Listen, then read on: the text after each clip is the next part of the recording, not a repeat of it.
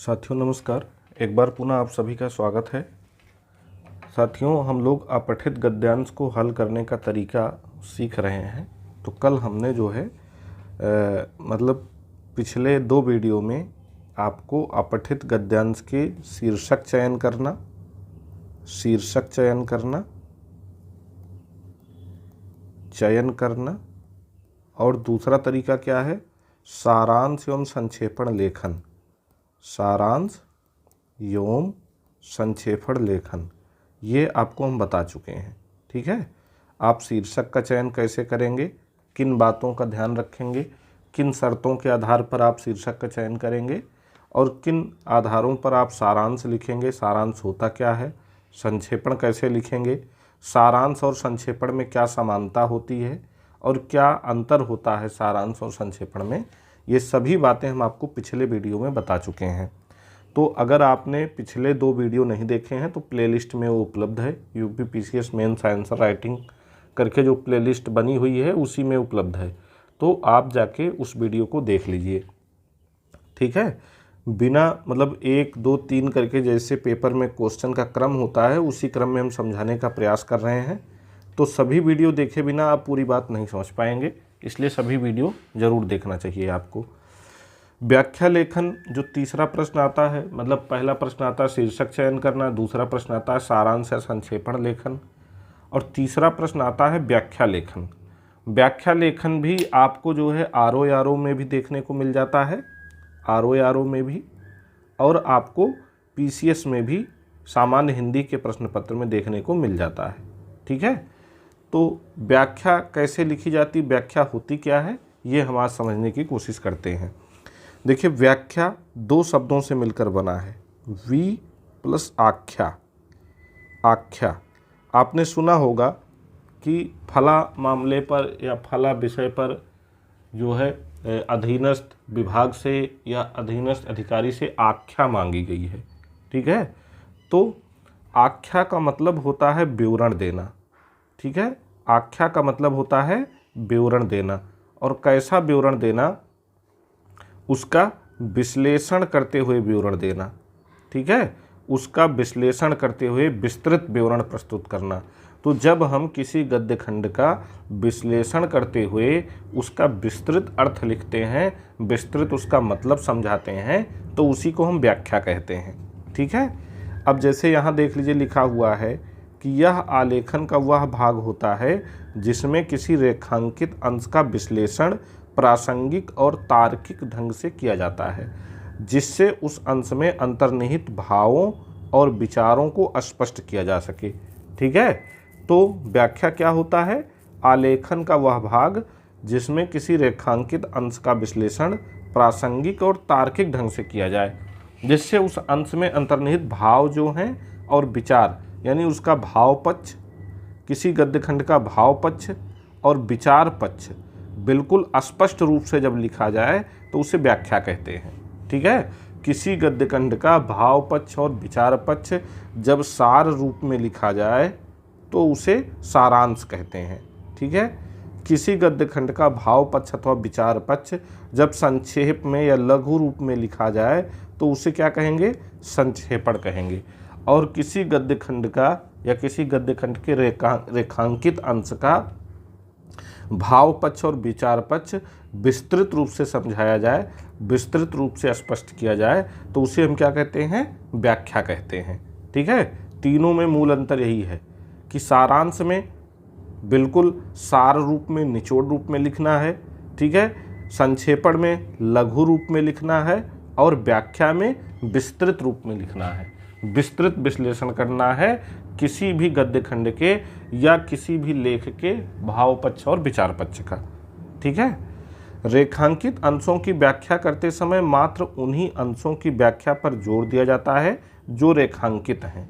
ठीक है, जब आप पेपर देखते होंगे गद्य खंड में तो वहाँ पे कुछ लाइनें ऐसी होती हैं जिनके नीचे ऐसे रेखा खींची गई होती है, रेखांकित किए गए होते हैं। तो केवल जो रेखांकित किया जाता है अंश भाग, उसी की हमको व्याख्या करनी होती है, पूरे गद्यांश की व्याख्या हमको नहीं करनी होती है।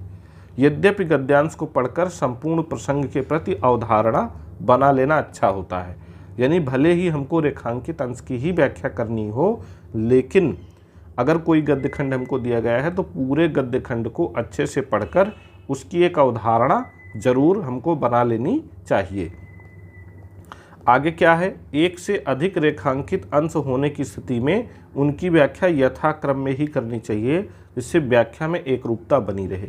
ठीक है, जैसे मान लीजिए कि 3 रेखांकित अंश दिए गए हैं, एक रेखांकित अंश ऐसे यहाँ दिया गया, एक मान लीजिए ये है, एक ये है, तो जो पहला रेखांकित अंश है उसको पहले नंबर पे ही व्याख्या करनी चाहिए, जो दूसरा है दूसरे पे ही करनी चाहिए, और जो तीसरा है उसको तीसरे पे ही करनी चाहिए। इनका क्रम जो है आगे पीछे नहीं करना चाहिए। इससे क्या लाभ होगा, इससे लाभ ये होगा कि एग्जामिनर को आपकी कॉपी चेक करने में आसानी होगी, सही ऑर्डर में रहेगा, तो एग्जामिनर के ऊपर कोई नेगेटिव इम्पैक्ट नहीं पड़ेगा, वो सुविधाजनक तरीके से आपकी कॉपी का मूल्यांकन कर पाएगा। ठीक है। व्याख्या सदैव लेखक के उन विचारों की जो रेखांकित अंशों में अंतर्निहित होते हैं की भली प्रकार से की जानी चाहिए। ठीक है, हमेशा रेखांकित अंशों के माध्यम से लेखक ने जो कहने का प्रयास किया, समझाने का प्रयास किया है, उसको ध्यान में रखते हुए ही व्याख्या करनी चाहिए, भले ही आपके डिफरेंट विचार हों। ठीक है, उस मूल भाव के प्रति भले ही आपके विचार अलग हों, लेकिन आपको अपने विचारों को किनारे रख करके लेखक के विचारों के हिसाब से ही व्याख्या करनी चाहिए। व्याख्या करते समय निम्न महत्वपूर्ण बातों का ध्यान अवश्य रखना चाहिए। संपूर्ण गद्यांश को 2-3 बार अच्छी तरह से पढ़कर उनके प्रति एक अवधारणा विकसित कर लेनी चाहिए। यानी व्याख्या करने से पहले सबसे पहला स्टेप क्या होगा कि हमको पूरे गद्यांश को 2-3 बार अच्छे से पढ़ लेना है। भले ही हमको रेखांकित अंश की ही व्याख्या करना है, लेकिन हमें एक बार पूरे गद्यांश को बहुत अच्छे से पढ़ लेना है। ठीक है, उसके बाद इस क्रम में लेखकीय दृष्टिकोण और मनः स्थिति का बोध प्राप्त करना आवश्यक होता है। यानी इससे क्या होगा कि हम लेखकीय दृष्टिकोण और मनः स्थिति को बहुत अच्छे से समझ जाएंगे पूरे गद्यांश को पढ़ने से। व्याख्या केवल उन्हीं अंशों की जानी चाहिए जो रेखांकित किए गए हों। ठीक है, भले ही हमने पूरे गद्यांश को पढ़ लिया है, लेकिन हमें केवल उसी अंश की व्याख्या करनी है जो रेखांकित किया गया है, उस अंश के बाहर के भागों की व्याख्या नहीं करनी है। हालांकि पूरे गद्यांश को पढ़ करके हमें एक धारणा जरूर बनाना है। एक बार में केवल एक ही रेखांकित अंश की व्याख्या की जानी चाहिए। कई रेखांकित अंश होने की दशा में इनकी व्याख्या सदैव ऊपर नीचे के क्रम में ही की जानी चाहिए। ठीक है, मतलब जब आप एक पैराग्राफ पढ़ते हो, ऐसे मान लीजिए एक पैराग्राफ दिया गया होता है, तो उस पैराग्राफ में 2-3 रेखांकित अंश होते हैं। तो रेखांकित अंश, जैसे पहले रेखांकित अंश की व्याख्या पहले आप कर लीजिए, उसके बाद दूसरे रेखांकित अंश की करिए, उसके बाद तीसरे की करिए। ये नहीं कि सभी रेखांकित अंशों की व्याख्या एक साथ। बहुत लोग क्या करते हैं, सभी रेखांकित अंशों की व्याख्या एक साथ करने लगते हैं, जो कि गलत तरीका है। ठीक है, व्याख्या सदैव परोक्ष कथन, उत्तम पुरुष शैली और तटस्थ भाव में होनी चाहिए। परोक्ष कथन का मतलब हमने पहले वीडियो में समझाया है कि प्रत्यक्ष कथन क्या होता है और अप्रत्यक्ष कथन क्या होता है। तो अप्रत्यक्ष या परोक्ष कथन एक ही बात है, यानी थर्ड पर्सन में। ठीक है, अंग्रेजी में जिसको थर्ड पर्सन बोलते हैं। तो व्याख्या सदैव परोक्ष भाव में ही आप करेंगे। ठीक है, मतलब फर्स्ट पर्सन और सेकेंड पर्सन को आप थर्ड पर्सन में चेंज करके ही करेंगे, और उत्तम पुरुष शैली में ही करेंगे, यानी थर्ड पर्सन में चेंज करके। परोक्ष कथन में इनडायरेक्ट वे में, इनडायरेक्ट नरेशन में, परोक्ष कथन का मतलब हो गया इनडायरेक्ट नरेशन में, और उत्तम पुरुष शैली का मतलब थर्ड पर्सन में करेंगे। तटस्थ भाव में निष्पक्ष होकर आप करेंगे। लेखक जो कहना चाह रहा है, लेखक का जो मंतव्य है, उसी को आप समझाएंगे। आप अपना मंतव्य जबरदस्ती उसमें नहीं डालेंगे। व्याख्या में गद्यांश के मूल शब्दों के स्थान पर उनके पर्याय शब्दों का उपयोग करना चाहिए। आप लोग क्या गलती करते हैं, व्याख्या करते समय भी जो गद्य खंड में मूल शब्द आए होते हैं उन्हीं मूल शब्दों को लिख देते हैं। तो ऐसा नहीं करना चाहिए। व्याख्या में हमेशा मूल शब्दों के अलावा, मतलब मूल शब्दों का पर्यायवाची यूज करना चाहिए। एक ही शब्द के कई अर्थ या पर्याय होते हैं। तो जो उनके अलग अर्थ या पर्याय हैं जो गद्य खंड में नहीं आए हैं, उनका प्रयोग हमको व्याख्या करते समय करना चाहिए। ठीक है। व्याख्या के प्रसंग को स्पष्ट करने के लिए उपयुक्त ढंग से कुछ तर्क और उदाहरण अपनी ओर से जोड़ लेने चाहिए, परंतु किसी भी दशा में वो गद्यांश के विचारों के असंगत ना हो। यानी कि गद्यांश के विचारों से जो उदाहरण या वक्तव्य मेल खाते हों उनको आप अपनी तरफ से तो जोड़ सकते हैं, लेकिन व्याख्या के मूल भाव के अतिरिक्त या मूल भाव के अलावा शब्दों को आपको नहीं जोड़ना चाहिए। व्याख्या के अंत में टिप्पणी अथवा शब्दार्थ लिख देने से उत्तर और स्पष्ट और पुष्ट हो जाता है। यदि उत्तर पुस्तिका में स्थानाभाव हो तो दोनों में से किसी एक को ही लिखा जा सकता है। ठीक है। देखिए, व्याख्या करने के बाद आप जो है टिप्पणी लिख सकते हैं। टिप्पणी कैसी होनी चाहिए आपकी?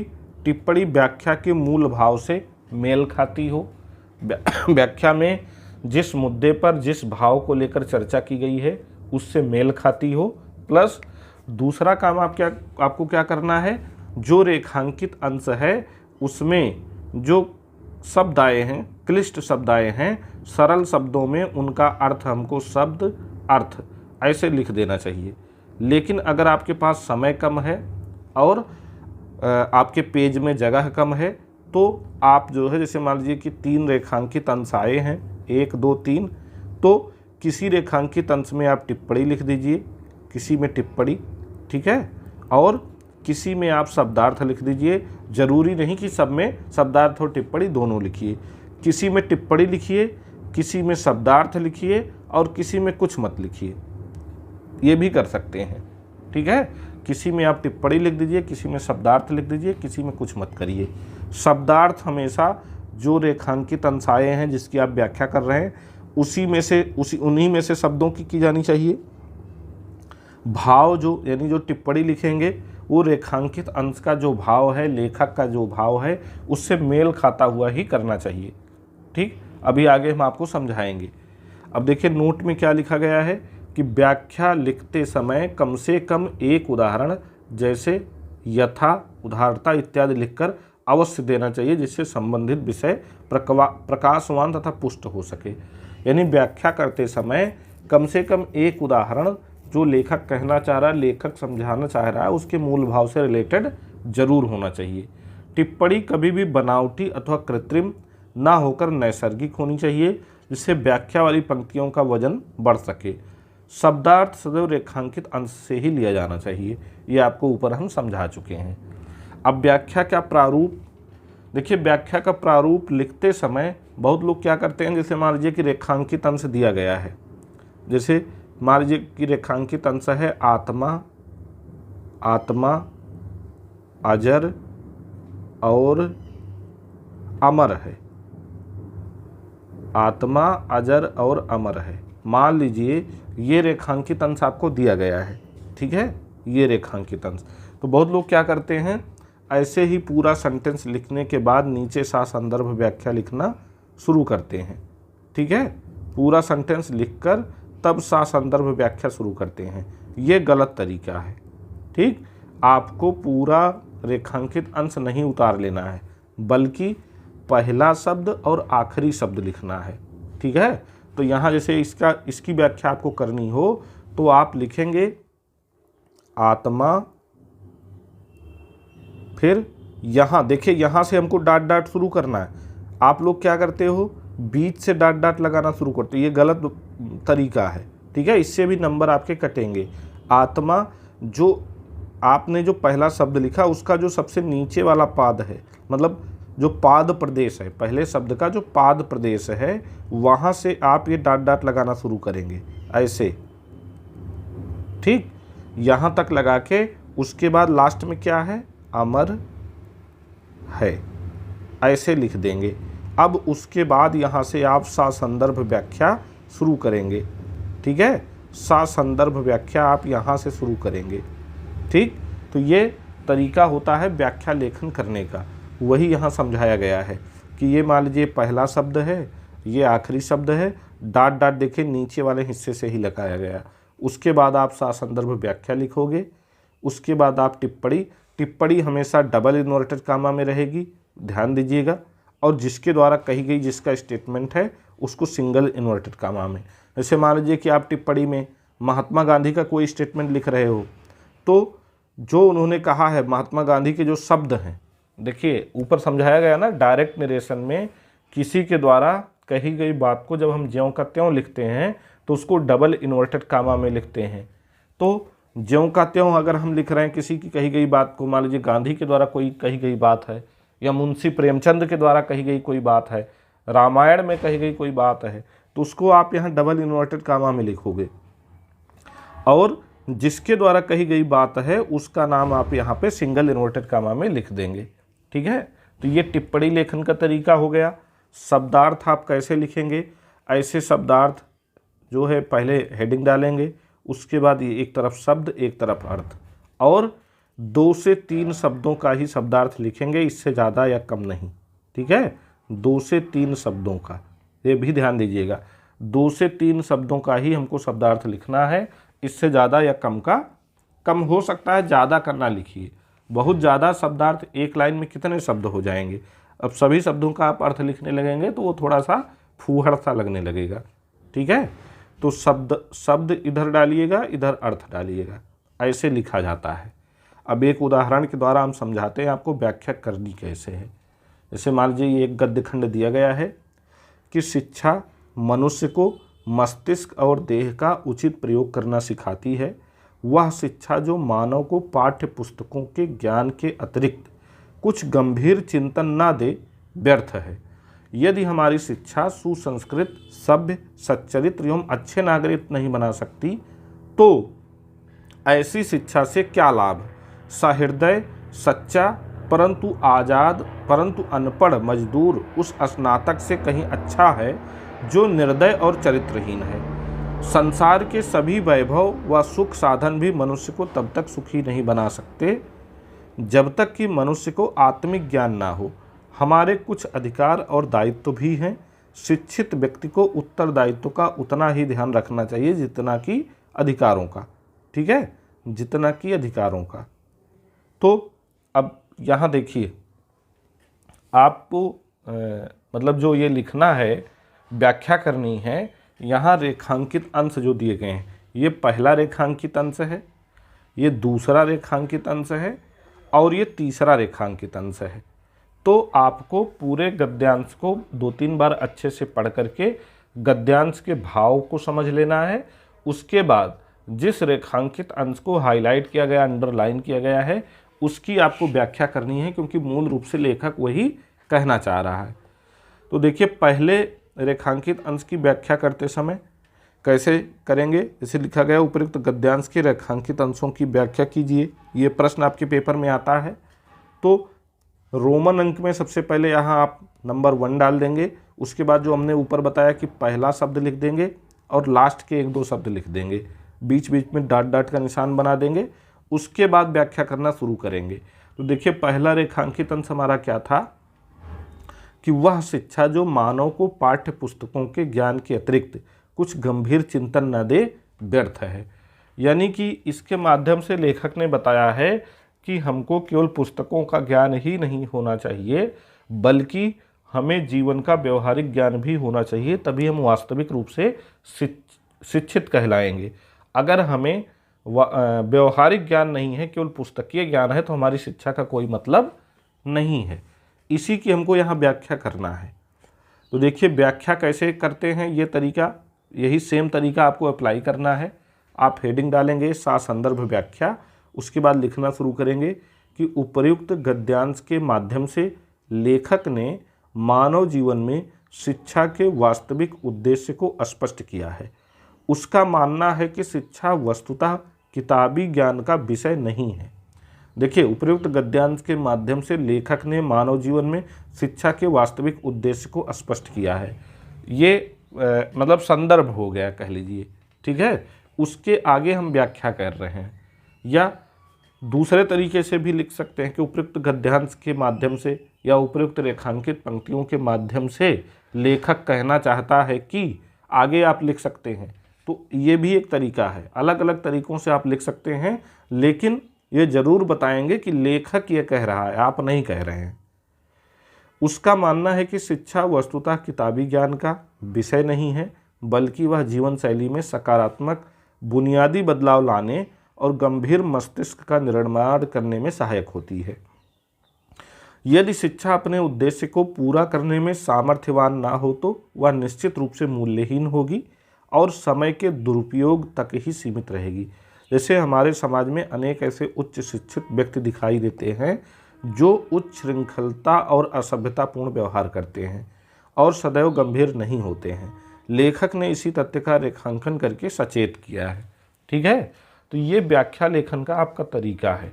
अब देखिए, एक लाइन है, एक लाइन रेखांकित अंश है, लेकिन उसकी व्याख्या कितनी बड़ी हो गई, इतनी बड़ी। तो व्याख्या में कोई निर्धारित शब्द सीमा नहीं होती है। ये जरूर है कि व्याख्या हमेशा रेखांकित अंश की शब्द सीमा से बड़ी ही होती है। व्याख्या आपको तब तक लिखना है जब तक रेखांकित अंश के माध्यम से लेखक ने जो कहने का प्रयास किया है उसका भाव और विचार पक्ष स्पष्ट ना हो जाए, तब तक आपको व्याख्या लिखनी चाहिए। अब इतनी बड़ी भी नहीं होनी चाहिए कि एक रेखांकित अंश की व्याख्या आप पूरे 1.5 पेज में करने लगे। मतलब एक मोटी मोटा इतनी बड़ी होनी चाहिए कि जो उस रेखांकित अंश में भाव और विचार पक्ष हैं, मतलब लेखक के, वो पूरी तरह स्पष्ट हो जाए।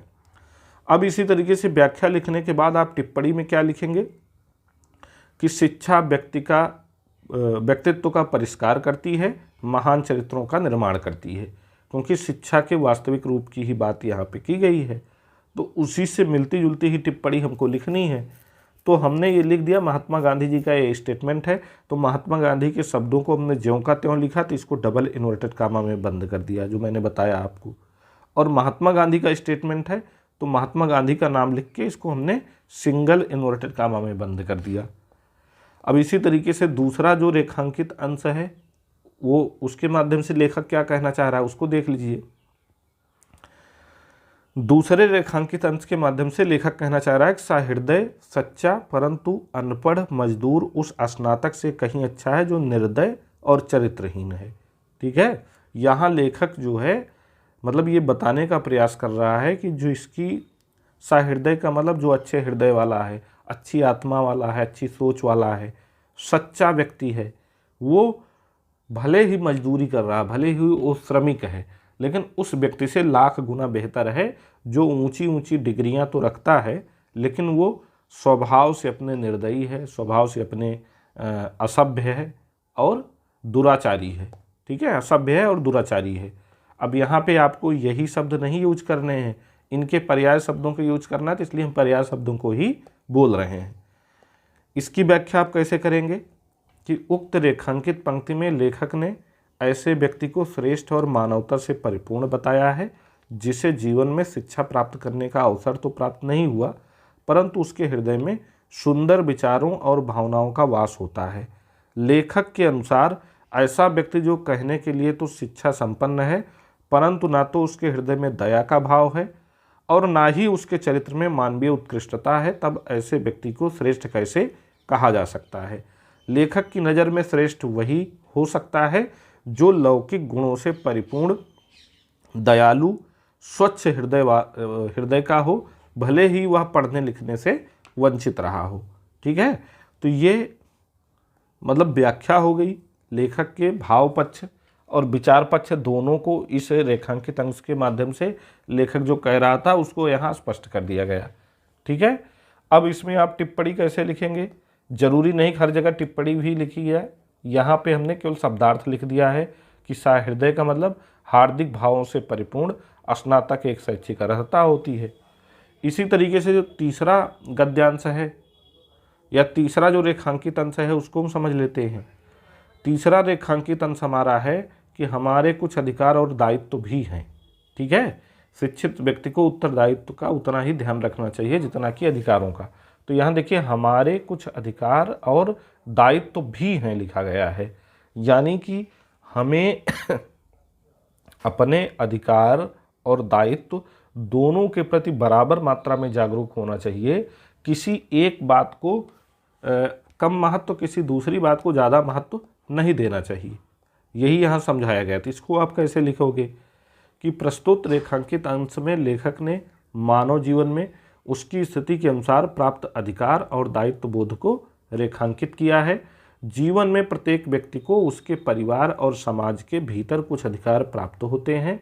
यह अधिकार शिक्षा, संपत्ति, जीवन, उत्तराधिकार इत्यादि विषयों के संदर्भ में होते हैं। किंतु अधिकारों का एक दूसरा पहलू भी होता है जिसे कर्तव्य कहते हैं। समाज में प्रत्येक व्यक्ति का अधिकार निश्चित है तो कर्तव्य भी निश्चित है, चाहे वह भाई हो, पिता हो, माँ हो, राजा हो अथवा गुरु हो। वस्तुतः अधिकार और कर्तव्य एक दूसरे के पूरक हैं। इन्हीं के बल पर मनुष्य संसार में अपनी स्थिति और अपने जीवन पथ पर चलने की शक्ति प्राप्त करता है। यदि कोई अधिकार संपन्न हो और कर्तव्य च्युत हो जाए तो वह अहंकारी और दुर्गुणों की खान बन जाता है, जबकि यदि केवल उसे अपना दायित्व पूरा करना हो तो वह अधिकार विहीन हो, तब निश्चित रूप से उसकी स्थिति निम्नतर होती जाती है। इसलिए लेखक ने इन दोनों को एक साथ उल्लिखित किया है। ठीक है, लेखक ने अधिकार और कर्तव्य को एक साथ समझाया है कि हमारे लिए हमारे कर्तव्य भी उतने ही महत्वपूर्ण होते हैं जितने कि हमारे अधिकार। तो यहाँ पे हमने क्या किया, लेखक के विचार पक्ष और भाव पक्ष को स्पष्ट किया व्याख्या के माध्यम से। अब देखिए रेखांकित अंश कितना छोटा था लेकिन व्याख्या कितनी बड़ी थी। व्याख्या इसलिए बड़ी हुई क्योंकि यहाँ अधिकार और कर्तव्य दोनों के बराबर महत्व को हमको समझाना था। ठीक है, अधिकार और कर्तव्य के। अब इसके साथ ही यहाँ टिप्पणी भी लिख दी गई, अधिकार और कर्तव्य वस्तुतः एक ही सिक्के के दो पहलू हैं, कभी भी पहलू हैं, एक की भी कमी सिक्के को खोटा बना सकती। इसको किसने कहा है, मुंशी प्रेमचंद ने। तो इसको आप यहाँ ऐसे सिंगल इन्वर्टेड कामा में बंद करेंगे, डबल इन्वर्टेड कामा लगाएंगे यहाँ टिप्पणी लिखते समय। ये मुंशी प्रेमचंद का स्टेटमेंट है, और सिंगल इन्वर्टेड कामा आप लिखेंगे जिसका स्टेटमेंट है उसका नाम लिखते समय। ठीक है, तो ये व्याख्या लिखने का तरीका था। हमने आपको शीर्षक लिखने का तरीका बताया, हमने आपको सारांश लिखने का तरीका बताया, हमने आपको संक्षेपण लिखने का तरीका बताया और व्याख्या लिखने का तरीका बताया। तो कोई भी कहने का मतलब किसी भी पक्ष को या किसी भी प्रश्न का उत्तर देना हो गद्य खंड से, तो सबसे पहली शर्त है कि हम गद्य खंड को बहुत अच्छे से 2-3 बार पढ़ के उसके भाव और विचार पक्ष को समझें, और जो सही प्रॉपर तरीका है उसी तरीके से लिखें। और विशेष ध्यान हिंदी, सामान्य हिंदी के पेपर में हमको ये देना है कि वर्तनी त्रुटि बिल्कुल नहीं होनी चाहिए। अगर आप वर्तनी त्रुटि करते हैं, पंचुएशन मार्क गलत लगाते हैं, तो आपने भले ही पूरी व्याख्या सही की हो लेकिन आपको अच्छे अंक नहीं मिलेंगे, 0 अंक भी मिल सकते हैं। इसलिए वर्तनी त्रुटि आपको बिल्कुल भी परीक्षा में नहीं करनी है। तो अगर वर्तनी त्रुटि नहीं करना है तो इस वीडियो में बताएगी प्रत्येक बात का अच्छे से पालन करना है, ध्यान करना है। तो अगर आपको मतलब ये वीडियो देखने के बाद या देखने से पहले आप व्याख्या करने में गलती कर रहे थे और ये वीडियो देखने के बाद आपकी व्याख्या में अब सुधार हुआ है, तो आप हमको कमेंट करके ज़रूर बताइए, हमें भी प्रसन्नता होगी। पसंद आए तो क्लास को लाइक और शेयर भी कर दिया करिए ताकि और लोगों तक भी ये आवश्यक जानकारी पहुंच सके। अब जल्दी ही हम जो अन्य पक्ष हैं गद्य खंड के, ऐसे भावार्थ लेखन एक क्वेश्चन आता है पीसीएस में, और एक और आता है अनुच्छेद लेखन करके, और एक और कोई आता है ध्यान नहीं आ रहा इस समय, मतलब 2-3 प्रश्न और आते हैं गद्य खंड से, तो उनको भी हम एक एक वीडियो में करवाने की कोशिश जल्दी ही करेंगे। लेकिन आरओ के लिए तो लगभग ये पूरा हो चुका है। ठीक है, आरओ की तैयारी जो लोग कर रहे हैं उनको इतना ही मतलब इतने ही प्रश्न आते हैं उनकी परीक्षा में। तो अगर इस वीडियो को देख करके अच्छे से वो सीख लेते हैं, ज़रूर लाभ मिलेगा। आप हमारे जो डिस्क्रिप्शन बॉक्स में टेलीग्राम का लिंक दिया जाएगा, उससे अगर नहीं जुड़े हैं तो ज़रूर जुड़ जाइए, क्योंकि इसका पीडीएफ हम वहीं उपलब्ध करवा देंगे। ठीक है, आज रात में ही इसका पीडीएफ हम वहीं डाल देंगे ताकि आप लोगों को इसका लाभ मिलता रहे। आप लोग पढ़िए, तैयारी करिए, और पसंद आए तो लाइक शेयर सब्सक्राइब भी कर दिया करिए ताकि हमको भी प्रोत्साहन मिलता रहे। धन्यवाद।